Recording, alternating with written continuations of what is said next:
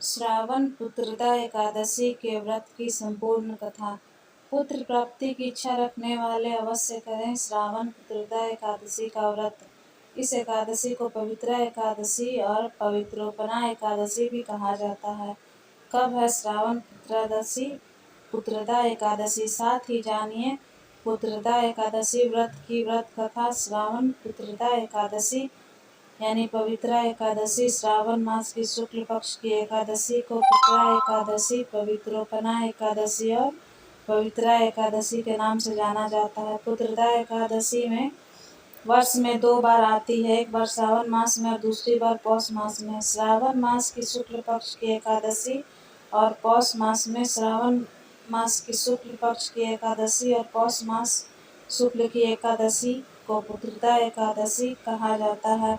पौराणिक मान्यताओं के अनुसार पुत्रदा एकादशी का व्रत करने से साधक की पुत्र प्राप्ति की कामना पूर्ण होती है। पुत्र प्राप्ति की इच्छा रखने वाले मनुष्य को श्रावण पुत्रदा एकादशी का व्रत पूर्ण श्रद्धा और विश्वास से करना चाहिए। इस वर्ष श्रावण पुत्रदा एकादशी 27 अगस्त रविवार के दिन मनाई जाएगी।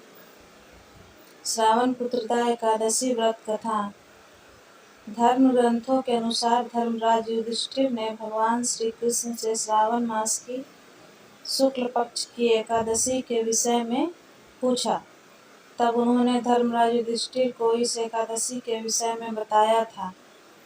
भगवान श्री कृष्ण ने धर्मराज युधिष्ठिर से कहा, हे धर्मराज, श्रावण मास की शुक्ल पक्ष की एकादशी को पुत्रदा एकादशी, पवित्रोपना एकादशी और पवित्रा एकादशी जैसे अलग अलग नामों से जाना जाता है। इसका महात्म्य इसके नाम में ही वर्णित है। इस एकादशी का व्रत करने से पुत्र प्राप्ति की कामना पूर्ण होती है, इसलिए इसका एक नाम पुत्रदा एकादशी है। इसका व्रत करने से जातक के सभी पाप उतर जाते हैं और वह निर्मल हो जाता है।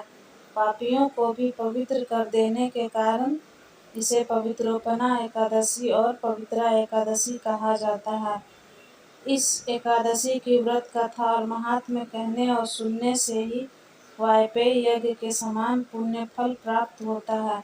फिर भगवान श्री कृष्ण ने कहा, हे धर्मराज, अब मैं आपसे पुत्रदा एकादशी की कथा कहता हूँ, आप ध्यान से सुनिए। प्राचीन काल में महिष्मती नगर पर महिजीत नाम का एक राजा राज्य करता था। वह बहुत ही धार्मिक, कर्तव्यपरायण, न्यायप्रिय और संतान के समान प्रजा का पालन करने वाला राजा था। उसके राज्य में प्रजा सुख और आनंद का अनुभव करती थी। राजा महिजीत के कोई संतान नहीं थी, इस कारण वो बहुत दुखी रहते थे। इस दुख के कारण उनको किसी भी चीज में आनंद का अनुभव नहीं होता था। उनको ऐसा लगता था कि बिना पुत्र के मनुष्य अपने पितृ ऋण से ऋण नहीं हो सकता। बिना संतान के मनुष्य ना तो इस लोक में सुख का अनुभव कर सकता है और ना ही परलोक में सुखी रह सकता है। इसी दुख और चिंता के कारण राजा हमेशा चिंतित रहता। राजा ने पुत्र प्राप्ति के लिए अनेक प्रकार के उपाय किए, परंतु उसकी मनोकामना पूर्ण नहीं हुई। धीरे धीरे समय व्यतीत होता जा रहा था और राजा की चिंता और गहरी होती जा रही थी। राजा ने अपने मंत्रियों और गुरुजनों को बुलाकर अपनी चिंता बताई। राजा ने उनसे कहा कि मैंने कभी प्रजा पर अन्याय नहीं किया, हमेशा उनसे अपनी संतान के समान प्रेम किया, कभी अनुचित ढंग से धन अर्जित नहीं किया, हमेशा ब्राह्मणों को दान देकर संतुष्ट किया, यज्ञ आदि धार्मिक कृत्यों के द्वारा देवताओं को प्रसन्न करने का प्रयास किया है। मैंने कभी किसी का धन नहीं छीना, कभी किसी से घृणा नहीं की, हमेशा सत्य और न्याय का साथ दिया है। मैंने सदा ही अपने से बड़ों का, गुरुओं का, ऋषि मुनियों का आदर, सम्मान और सेवा किया है। मैंने हमेशा धर्म का आचरण किया है, तो फिर मेरे साथ ऐसा क्यों हो रहा है? क्यों मैं एक पुत्रहीन का जीवन जी रहा हूँ? आप सब तो ज्ञानी हैं, कृपया मेरी इस चिंता के समाधान का कोई उपाय बताएं।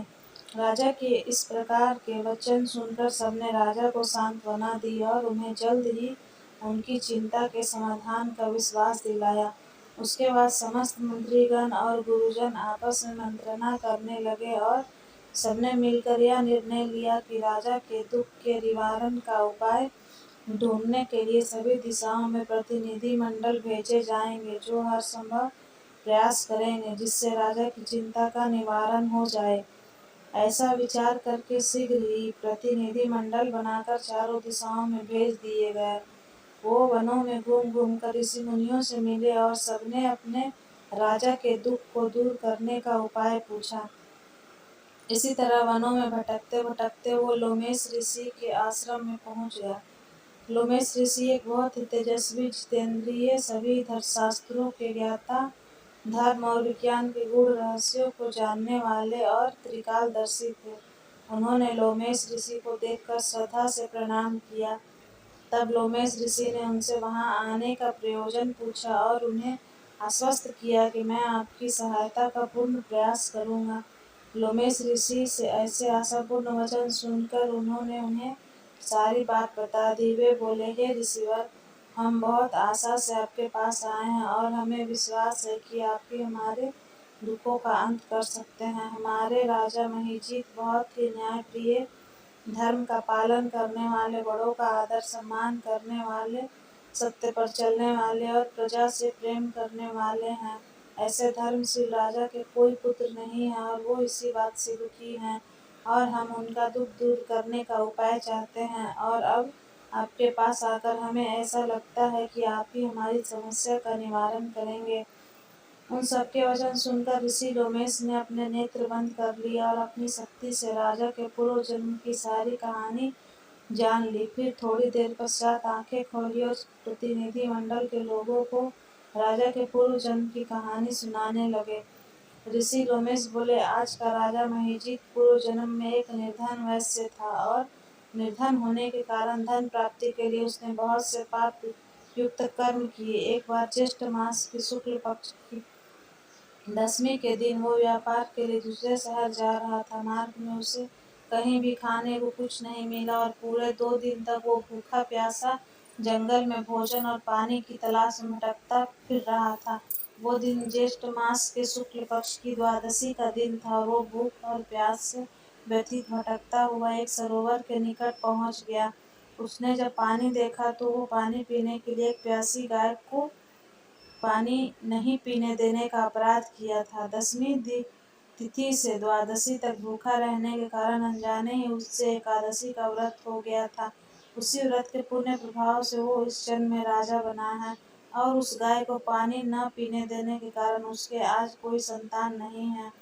यह रहस्य जानने के बाद उन सभी ने ऋषि लोमेश से उस पूर्व जन्म के पाप के प्रायश्चित के विषय में पूछा। तब उन्होंने बताया कि उस पाप के प्रायश्चित और पुत्र प्राप्ति के लिए आप लोगों को राजा के साथ श्रावण मास की शुक्ल पक्ष के एकादशी, जिसे पुत्रा एकादशी कहते हैं, उसका व्रत करना होगा और आप लोगों को संकल्प के द्वारा अपने व्रत के पुण्य अपने राजा को देना होगा, जिससे उससे पूर्व जन्म के पाप का प्रायश्चित हो जाए और उसे पुत्र की प्राप्ति हो। इस व्रत के प्रभाव से अवश्य ही आपके राजा के पूर्व जन्म के पाप का नाश होगा और उसकी पुत्र प्राप्ति की कामना पूर्ण होगी। ऋषि लोमेश के कथनानुसार उन सभी ने पूरी प्रजा के साथ पुत्रदा एकादशी का व्रत किया और रात भर जागरण किया। तत्पश्चात अगले दिन द्वादशी को संकल्प के द्वारा व्रत का पुण्य प्रभाव से 9 माह पश्चात रानी ने एक बहुत ही सुंदर तेजस्वी पुत्र को जन्म दिया और राजा की मनोकामना पूर्ण हुई। यह पूरी कहानी सुनाने के बाद भगवान श्री कृष्ण ने धर्मराज युधिष्ठिर से कहा, हे धर्मराज, इस एकादशी का व्रत करने से मनुष्य की पुत्र प्राप्ति की कामना पूरी होती है। पुत्र प्राप्ति की इच्छा रखने वाले मनुष्य को यह व्रत अवश्य करना चाहिए। इस व्रत की कथा पढ़ने और सुनने से ही जातक के समस्त पापों का नाश हो जाता है और वो इस लोक में सुख भोग कर अंत में मोक्ष को प्राप्त होता है। जय श्री हरि विष्णु।